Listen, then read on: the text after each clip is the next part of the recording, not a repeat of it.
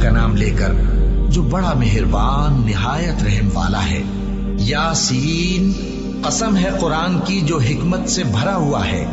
ए मोहम्मद सल्लल्लाहु अलैहि वसल्लम, बेशक तुम पैगंबरों में से हो, सीधे रास्ते पर हो।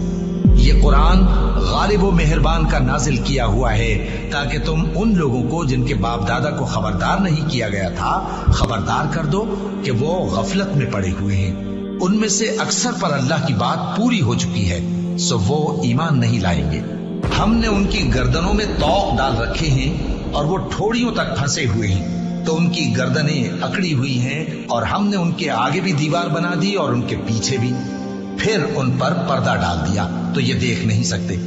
और तुम इनको खबरदार करो या न करो, इनके लिए बराबर है, ये ईमान नहीं लाएंगे। तुम तो सिर्फ उस शख्स को खबरदार कर सकते हो जो इस नसीहत यानी कुरान की पैरवी करे और रहमान से गायबाना डरे, सो उसको मगफिरत और बड़े सवाब की बिशारत सुना दो। बेशक हम मुर्दों को जिंदा करेंगे और जो कुछ वो आगे भेज चुके और जो उनके निशान पीछे रह गए हम उनको कलमबंद कर लेते हैं, और हर चीज को हमने किताब रोशन यानी लौह महफूज में लिख रखा है। और इनसे गांव वालों का किस्सा बयान करो जब उनके पास पैगंबर आए, यानी जब हमने उनकी तरफ 2 पैगंबर भेजे तो उन्होंने उनको झुटलाया, फिर हमने तीसरे से तक़वियत दी तो उन्होंने कहा कि हम तुम्हारी तरफ पैगंबर होकर आए हैं। वो बोले कि तुम और कुछ नहीं मगर हमारी तरह के आदमी हो और रहमान ने कोई चीज भी नाजिल नहीं की, तुम महज झूठ बोलते हो।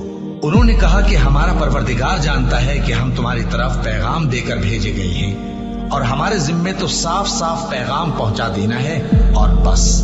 वो बोले कि हम तुमको अपने लिए मनहूस समझते हैं, अगर तुम बाज ना आओगे तो हम तुम्हें संसार कर देंगे और तुमको हमसे दुख देने वाला अजाब पहुंचेगा।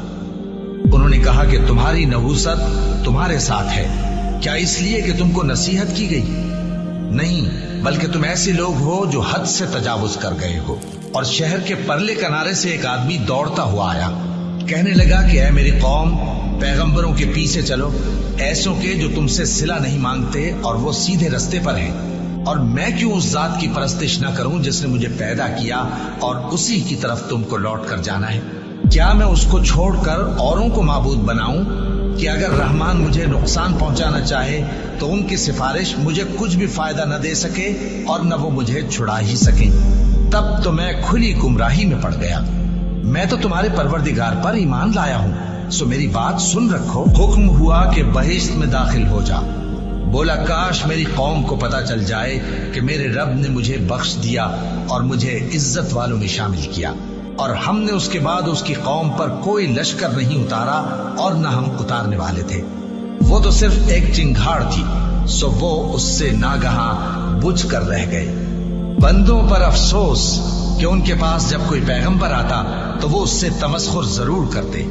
क्या उन्होंने नहीं देखा कि हमने उनसे पहले बहुत से लोगों को हलाक कर दिया था?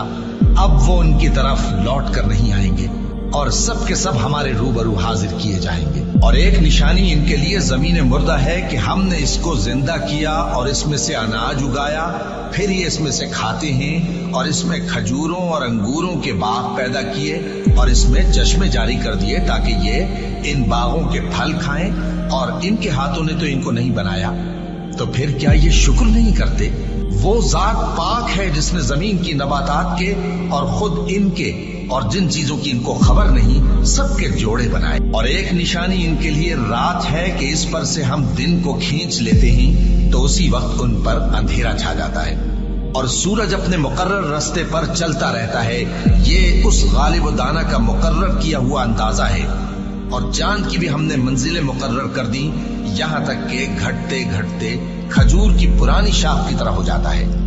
न तो सूरज ही से ये हो सकता है कि चांद को जा पकड़े और न रात ही दिन से पहले आ सकती है, और सब अपने अपने मदार में तैर रहे हैं। और एक निशानी इनके लिए ये है कि हमने इनकी औलाद को भरी हुई कश्ती में सवार किया और इनके लिए वैसी ही और चीजें पैदा की जिन पर ये सवार होते हैं, और अगर हम चाहें तो इनको गर्क कर दें, फिर न तो इनका कोई फरियाद रस हो और न इनको रिहाई मिले, मगर ये हमारी रहमत और एक मुद्दत तक के फायदे हैं। और जब इनसे कहा जाता है कि जो तुम्हारे आगे और जो तुम्हारे पीछे है उससे डरो ताकि तुम पर रहम किया जाए, اور ان کے پاس ان کے پروردگار کی طرف سے کوئی نشانی نہیں آتی مگر اس سے منہ پھیر لیتے ہیں۔ اور جب ان سے کہا جاتا ہے کہ جو رزق اللہ نے تم کو دیا ہے اس میں سے خرچ کرو، تو کافر مومنوں کے متعلق کہتے ہیں کہ بھلا ہم ان لوگوں کو کھانا کھلائیں جن کو اگر اللہ چاہتا تو خود کھلا دیتا، تم تو کھلی گمراہی میں ہو۔ اور کہتے ہیں اگر تم سچ کہتے ہو تو بتاؤ یہ وعدہ کب پورا ہوگا؟ یہ تو ایک چنگھاڑ ہی کے منتظر ہیں جو ان کو اس حال میں کہ باہم جھگڑ رہے ہوں گے آ پکڑے گی، پھر نہ تو یہ وصیت ہی کر سکیں گے اور نہ اپنے گھر والوں میں واپس جا سکیں گے۔ اور جس وقت سور پھونکا جائے گا یہ قبروں سے نکل کر اپنے پروردگار کی طرف دوڑ پڑیں گے، کہیں گے ہائے بربادی، ہمیں ہماری خوابگاہوں سے کس نے جگہ اٹھایا۔ یہ وہی تو ہے جس کا رحمان نے وعدہ کیا تھا اور پیغمبروں نے سچ کہا تھا۔ وہ تو صرف ایک زور کی آواز ہوگی کہ سب کے سب ہمارے روبرو آ حاضر ہوں گے، پھر اس روز کسی شخص پر کچھ بھی ظلم نہیں کیا جائے گا اور تم کو بدلہ ویسا ہی ملے گا جیسے تم کام کرتے تھے۔ اہل جنت اس روز عیش و نشاط کے مشغلے میں خوش ہوں گے، وہ بھی اور ان کی بیویاں بھی سایوں میں تختوں پر تکیے لگائے بیٹھے ہوں گے، وہاں ان کے لیے میوے ہوں گے اور جو وہ منگوائیں گے ان کو ملے گا۔ ان کو پروردگار مہربان کی طرف سے سلام کہا جائے گا اور وہ فرمائے گا کہ گناہگارو تم آج الگ ہو جاؤ۔ اے آدم کی اولاد، کیا میں نے تم سے کہہ نہیں دیا تھا کہ شیطان کو نہ پوجنا، وہ تمہارا کھلا دشمن ہے، اور یہ کہ میری ہی عبادت کرنا یہی سیدھا رستہ ہے؟ اور اس نے تم میں سے بہت سی خلقت کو گمراہ کر دیا تھا، تو کیا تم سمجھتے نہیں تھے؟ یہی وہ جہنم ہے جس کے تمہیں دھمکی دی جاتی تھی، جو تم کفر کرتے رہے ہو اس کے بدلے آج اس میں داخل ہو جاؤ۔ آج ہم ان کے منہوں پر مہر لگا دیں گے اور جو کچھ یہ کرتے رہے تھے ان کے ہاتھ ہم سے بیان کر دیں گے اور ان کے پاؤں اس کی گواہی دیں گے۔ اور اگر ہم چاہیں تو ان کی آنکھوں کو مٹا کر اندھا کر دیں، پھر یہ رستے کو دوڑیں تو کہاں سے دیکھ سکیں گے؟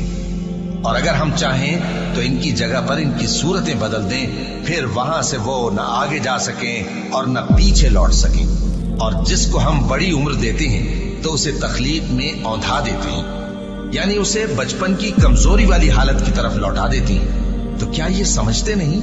اور ہم نے ان کو یعنی اپنے پیغمبر صلی اللہ علیہ وآلہ وسلم کو شعر گوئی نہیں سکھائی اور نہ وہ ان کو شایع ہی ہے، یہ تو محض نصیحت ہے اور صاف صاف قرآن ہے، تاکہ اس شخص کو جو زندہ ہو خبردار کرے اور کافروں پر بات پوری ہو جائے۔ کیا انہوں نے نہیں دیکھا کہ جو چیزیں ہم نے اپنے ہاتھوں سے بنائی ان میں سے ہم نے ان کے لیے مویشی پیدا کر دیے اور یہ ان کے مالک ہیں، اور ان کو ان کے قابو میں کر دیا تو کوئی تو ان میں سے ان کی سواری ہے اور کسی کو یہ کھاتے ہیں، اور ان میں ان کے لیے اور فائدے اور پینے کی چیزیں ہیں، تو کیا یہ شکر نہیں کرتے؟ اور انہوں نے اللہ کے سوا اور معبود بنا لیے ہیں کہ شاید ان سے ان کو مدد پہنچے، مگر وہ ان کی مدد کی ہرگز طاقت نہیں رکھتے، اور وہ ان کی فوج بنا کر حاضر کیے جائیں گے تو ان کی باتیں تمہیں غمناک نہ کر دیں۔ یہ جو کچھ چھپاتے اور جو کچھ ظاہر کرتے ہیں ہمیں سب معلوم ہے۔ کیا انسان نے نہیں دیکھا کہ ہم نے اس کو نطفے سے پیدا کیا، پھر وہ تڑاک پڑاک جھگڑنے لگا اور ہمارے بارے میں مثالیں بیان کرنے لگا اور اپنی پیدائش کو بھول گیا، کہنے لگا کہ جب ہڈیاں بوسیدہ ہو جائیں گی تو ان کو کون زندہ کرے گا؟ کہہ دو کہ ان کو وہ زندہ کرے گا جس نے ان کو پہلی بار پیدا کیا تھا، اور وہ ہر طرح کی تخلیق کو جانتا ہے، وہی جس نے تمہارے لیے سبز درخت سے آگ پیدا کی، پھر تم اس کی ٹہنیوں کو رگڑ کر ان سے آگ نکالتے ہو۔ بھلا جس نے آسمانوں اور زمین کو پیدا کیا، کیا وہ اس بات پر قادر نہیں کہ ان کو پھر ویسے ہی پیدا کر دے؟ کیوں نہیں؟ اور وہ تو سب کچھ پیدا کرنے والا کامل علم والا ہے۔